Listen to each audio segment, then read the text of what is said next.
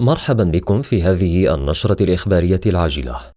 تعديل وزاري وشيك في المغرب سيزلزل حكومة أخنوش، لكن قبل الخوض في هذه التفاصيل لا تنسوا دعمنا بزر لايك والاشتراك في القناة ليصلكم كل جديد.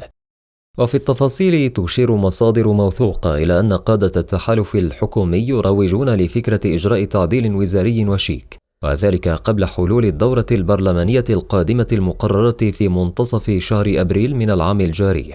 وتلقت أحزاب التجمع الوطني للأحرار والأصالة والمعاصرة والاستقلال إشارات من جهات عليا تدعوهم للاستعداد لإجراء تعديلات على تركيبة الحكومة الحالية، حيث طلب منهم تقديم مقترحات تتعلق بالوزراء الذين سيتم إعفاؤهم من مهامهم، بالإضافة إلى اقتراح أسماء بديلة لشغل المناصب الشاغرة.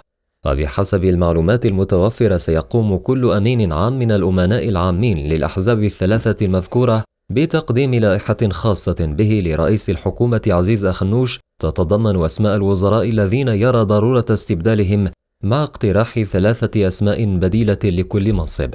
وسيتم رفع هذه اللائحة إلى الديوان الملكي للحسم فيها، وذلك تطبيقا للفصل 47 من الدستور المغربي.